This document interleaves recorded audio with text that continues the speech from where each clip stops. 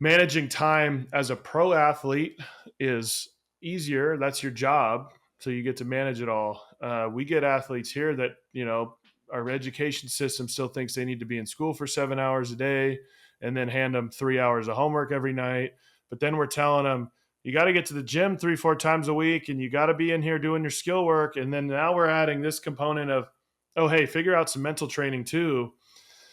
How do you work with, I know you're working mostly with pro guys, but if you were with younger guys, how do you work with just managing your time and the mental capacity that takes too?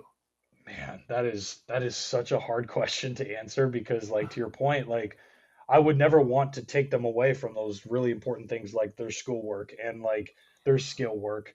And that's why you have to be able just to be to sprinkle it in there. So if guys want to start and they feel limited on time or constrained on time, you can I would be confident to say you can find time like 5 to 10 minutes a day to put some thoughts on paper, write down that process, how you're going to manage that time between pitches, and just revisit it.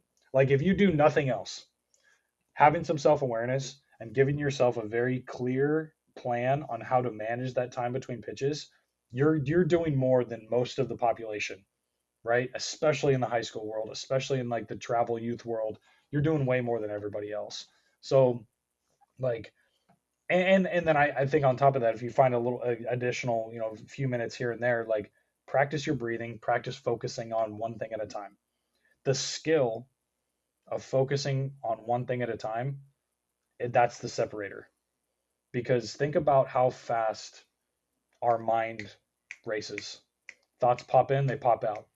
I mean, in this conversation, we've probably had thousands of thoughts and we don't really realize it.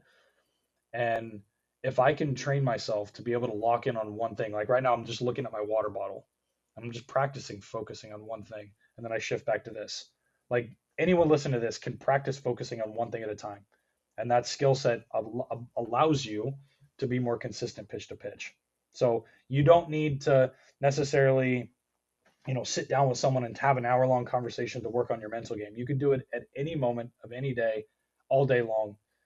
Just finding the ways to be intentional with your thoughts, shifting your focus around an environment. I'll use a non-baseball example. Think about a quarterback reading the defense. It's like the skill of being able to shift his focus around the defense to identify the right play, or shoot, we called the right play. Let's go full go and run this play. That's a skill of being able to focus on one thing at a time and understand where people are at. On the catching side, like understanding where your defense is and making adjustments and shifting, like that's like more of a broad style of focus, but you're practicing shifting your focus from one thing to another. And that's something you can do just sitting at home, watching TV, outside, doing different things. Like you can find ways to train your mind without having these like lengthy conversations or listening to a podcast or watching a YouTube video. Like certainly that stuff works, or reading a book. Like you can do that and certainly get better, but really think about like, how am I practicing focusing on one thing at a time? Because that in itself is one of the most valuable skill sets you can give yourself. If you enjoyed that, be sure to like and subscribe. We'll have a new episode for you every single Tuesday here on our YouTube channel and wherever you listen to podcasts.